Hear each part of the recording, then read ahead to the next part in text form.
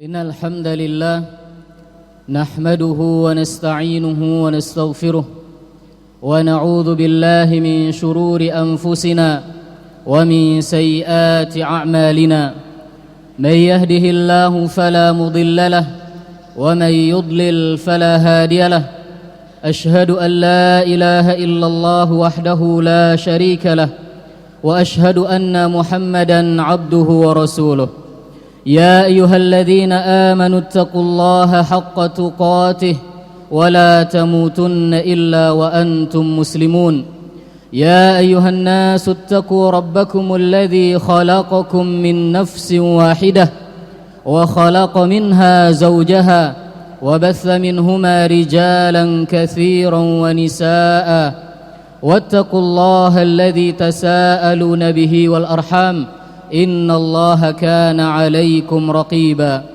يا أيها الذين آمنوا اتقوا الله وقولوا قولا سديدا يصلح لكم أعمالكم ويغفر لكم ذنوبكم ومن يطع الله ورسوله فقد فاز فوزا عظيما أما بعد فإن أصدق الحديث كتاب الله وخير الهدي هدي محمد صلى الله عليه وسلم وشر الأمور محدثاتها فإن كل محدثة بدعة وكل بدعة ضلالة وكل ضلالة في النار.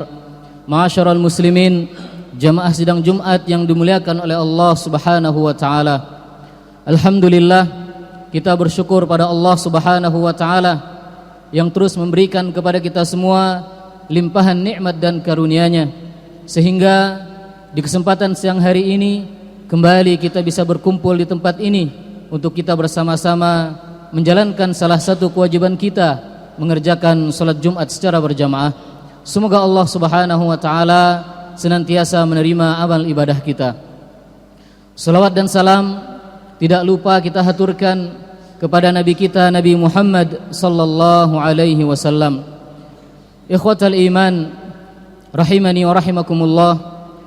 Tema khutbah kita pada kesempatan Jumat kali ini adalah tentang sunnah-sunnah Rasulullah sallallahu alaihi wasallam yang mulai ditinggalkan oleh kaum muslimin. Dalam sebuah hadis Rasulullah sallallahu alaihi wasallam bersabda, "Bada'al Islamu ghariban wa sayaudu ghariban kama bada'." Fatuba lil ghuraba. Islam dimulai dalam keadaan asing dan kelak akan kembali menjadi asing. Maka sungguh beruntunglah orang-orang yang asing. Ada begitu banyak sebab-sebab yang menjadikan Islam menjadi asing di tengah-tengah kaum muslimin. Di antaranya yang pertama, karena kejahilan kaum muslimin terhadap ajaran dan juga sunnah-sunnah Rasulullah sallallahu alaihi wasallam.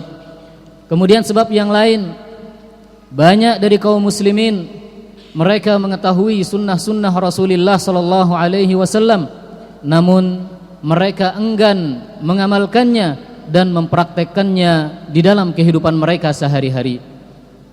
Ikhwatal iman, sebagai seorang muslim sudah seharusnya kita bersemangat di dalam menjalankan ajaran dan juga sunnah-sunnah Rasulullah sallallahu alaihi wasallam dalam segala gerak-gerik kita, dalam ucapan dan juga perbuatan-perbuatan kita, baik sejak kita bangun dari tidur kita sampai ketika kita akan tidur kembali di malam harinya. Mengikuti sunnah-sunnah Rasulullah sallallahu alaihi wasallam merupakan salah satu tanda kecintaan seorang hamba kepada Allah Subhanahu wa taala. Sebagaimana dikatakan oleh Dhunnun Al-Misri rahimahullahu taala, beliau mengatakan, min alamatil mahabbah lillahi azza wa jalla mutaba'atu habibihi sallallahu alaihi wasallam fi akhlaqihi wa af'alihi wa awamirihi wa sunnatihi. Di antara tanda kecintaan seseorang kepada Allah Subhanahu wa taala yaitu dengan dia mengikuti sunnah-sunnah Rasulullah sallallahu alaihi wasallam, baik dari sisi akhlak-akhlak beliau, dari sisi perbuatan-perbuatan beliau, dari sisi perintah-perintah beliau, dan juga sunnah-sunnah beliau. Allah Subhanahu wa taala berfirman, "Qul in kuntum tuhibbunallaha fattabi'uni yuhibbukumullahu wa yaghfir lakum dzunubakum wallahu ghafurur rahim." Katakanlah wahai Muhammad, apabila kalian mencintai Allah Subhanahu wa taala, maka ikutilah aku, amalkanlah ajaran-ajaranku, praktekkanlah sunnah-sunnahku. Niscaya Allah Subhanahu wa taala akan mencintai kalian dan akan mengampuni dosa-dosa kalian. Sesungguhnya Allah Subhanahu wa taala Maha Pengampun lagi Maha Penyayang. Begitu juga Al-Imam Al-Hasan Al-Basri rahimahullahu taala menegaskan akan hal ini. Beliau mengatakan, "Kana alamatu hubbihim iyyahu ittiba'u sunnati Rasulillah sallallahu alaihi wasallam." Sesungguhnya tanda kecintaan mereka para sahabat-sahabat Nabi sallallahu alaihi wasallam kepada Allah Subhanahu wa taala dengan mereka giat mengikuti sunnah-sunnah Rasulullah sallallahu alaihi wasallam. Ikhwatal iman rahimani wa rahimakumullah. Para ulama juga menjelaskan kepada kita bahwasanya salah satu sebab yang bisa mendatangkan pahala yang besar di sisi Allah Subhanahu wa taala, derajat yang tinggi di sisi Allah Subhanahu wa taala adalah ketika seorang hamba mau mengamalkan dan mempraktekkan sunnah-sunnah Rasulullah sallallahu alaihi wasallam yang sudah mulai ditinggalkan oleh kaum muslimin. Bahkan sunnah-sunnah tersebut sudah banyak yang mulai mengingkarinya. Maka seseorang yang berpegang teguh dengan sunnahnya akan mendapatkan pahala yang besar di sisi Allah Subhanahu wa taala dan akan menjadi sebab diangkatnya derajat-derajatnya. Syekhul Islam Ibnu Taimiyah rahimahullahu taala berkata dalam satu perkataannya, beliau mengatakan, "Wa min tamamis sunnah an yaf'ala hadha taratan wa hadha taratan wa hadha fi makan wa hadha fi makan." Di antara bentuk kesempurnaan seseorang di dalam menjalankan sunnah-sunnah Rasulullah sallallahu alaihi wasallam adalah dengan dia menggonta-ganti sunnah tersebut. Sekarang dia amalkan satu sunnah dan pada waktu yang lain dia amalkan sunnah yang lainnya. Di tempat ini dia kerjakan satu sunnah dan di tempat yang lainnya dia kerjakan sunnah yang lainnya. Kaum muslimin rahimani wa rahimakumullah. Sahabat yang mulia Ibnu Abbas radhiyallahu anhu mengatakan, "La ya'ti 'alan nasi 'amun illa ahdatsu fihi bid'atan wa amatu sunnatan hatta tahyal bid'ah wa tamutas sunan." Tidaklah datang kepada manusia ada satu tahun yang baru kecuali banyak dari mereka yang akan menghidupkan bid'ah-bid'ah yang baru dan akan mematikan sunnah-sunnah yang telah ada, sehingga sunnah bid'ah-bid'ah menjadi hidup dan sunnah-sunnah menjadi mati dan ditinggalkan oleh kaum muslimin. Kaum muslimin rahimani wa rahimakumullah. Maka marilah pada kesempatan yang mulia ini kita sedikit berkenalan dengan beberapa sunnah-sunnah Rasulullah sallallahu alaihi wasallam yang mulai ditinggalkan oleh kaum muslimin. Yang pertama di antara sunnah-sunnah beliau yang mulai ditinggalkan oleh kaum muslimin adalah salat menggunakan alas kaki, salat menggunakan sandal. Namun para ulama mengecualikan untuk mengerjakan sunnah ini di masjid-masjid yang sudah dibangun dalam keadaan yang bagus, masjid-masjid yang sudah berlantaikan keramik, berlantaikan marmer atau berlantaikan sujadah yang sudah bagus, sehingga sunnah yang mulia ini bisa kita amalkan. Misalkan ketika kita mengerjakan sholat janazah di halaman masjid kita, Sunnah ini bisa kita amalkan ketika misalkan kita mengerjakan sholat hari raya di lapangan, atau ketika bapak-bapak misalkan sedang berada di kebun, sedang berada di sawah, dan dia ingin mengerjakan sholat-sholat sunnah, maka dia bisa mengamalkan sunnah ini. Ada banyak sekali hadis dari Nabi SAW yang menjelaskan akan sunnahnya akan hal ini. Di antaranya adalah hadis yang diriwayatkan oleh Imam Bukhari dari Abi Maslamah Sa'id bin Yazid al-Azdi radhiyallahu anhu rahimahullahu ta'ala. Beliau mengatakan, sa'altu Anas ibn Malik radhiyallahu anhu, akana an-nabiy sallallahu alaihi wasallam yusalli fina alaihi? Qala na'am. Sa'id bin Yazid bertanya kepada Anas bin Malik radhiyallahu anhu. Beliau mengatakan, apakah dahulu Rasulullah sallallahu alaihi wasallam salat menggunakan kedua sandalnya? Beliau menjawab, iya. Beliau salat menggunakan sandalnya. Di dalam hadis yang lain dari Abdullah bin Syakhir radhiyallahu anhu, beliau mengatakan, raaitu Rasulullah sallallahu alaihi wasallam yusalli fi na'alaihi. Aku melihat Rasulullah sallallahu alaihi wasallam salat menggunakan kedua sandalnya. Aqulu qawli hadza wa astaghfirullah li wa lakum wa lisairil muslimina min kulli dhanbin fastaghfiruh innahu huwal ghafurur rahim.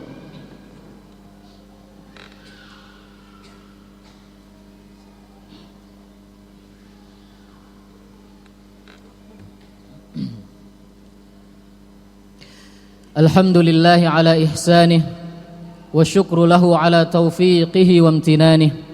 Asyhadu an la ilaha illallah wahdahu la syarika lah ta'ziman li sya'nih, wa asyhadu anna Muhammadan abduhu wa rasuluh ad-da'i ila ridwanih.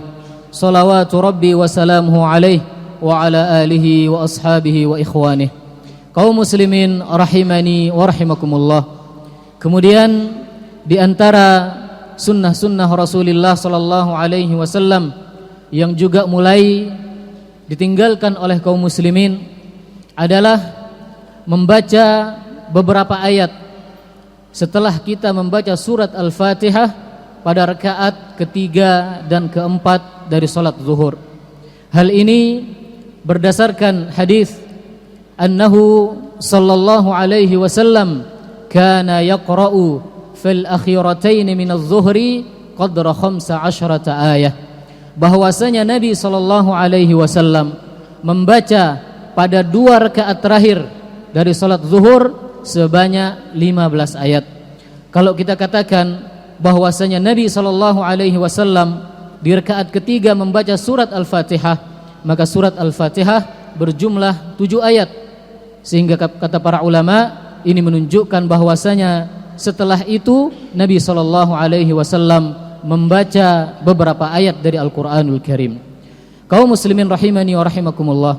Kemudian di antara sunnah-sunnah Nabi sallallahu alaihi wasallam yang juga mulai ditinggalkan oleh kaum muslimin, yaitu mengerjakan salat-salat sunnah di rumah-rumah kita. Mengerjakan salat-salat sunnah di rumah-rumah kita. Ada begitu banyak hadis-hadis Nabi sallallahu alaihi wasallam yang menganjurkan kita agar mengerjakan salat-salat sunnah di rumah-rumah kita. Di antaranya hadis yang diriwayatkan oleh Zaid bin Thabit radhiyallahu anhu dari Nabi sallallahu alaihi wasallam, beliau bersabda, "Shallu ayyuhan nasu fi buyutikum." Wahai sekalian manusia, salatlah kalian di rumah-rumah kalian.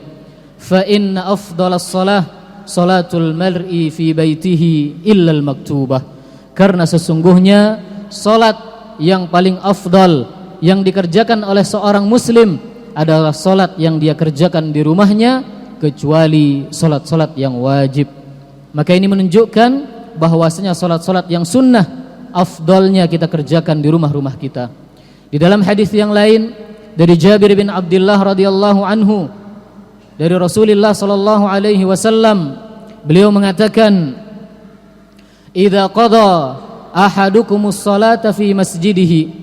Apabila salah seorang di antara kalian sudah selesai mengerjakan salat di masjidnya, yaitu mengerjakan salat-salat yang wajib, falyaj'al li baitihi nasiban min salatihi, maka hendaknya dia menjadikan ada bagian dari salatnya yang dia kerjakan di rumahnya.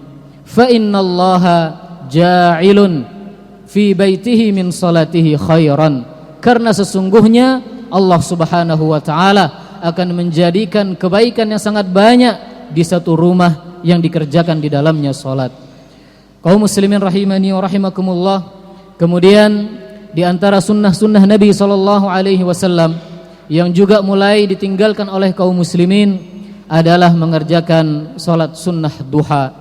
Salat duha merupakan salah satu salat sunnah yang dikerjakan sejak matahari terbit sampai sebelum tergelincirnya matahari. Salat duha adalah salat sunnah yang bisa kita kerjakan minimal 2 rakaat dan maksimal 8 rakaat. Sebagian ulama mengatakan tidak ada batasan dari jumlah rakaat dari salat duha.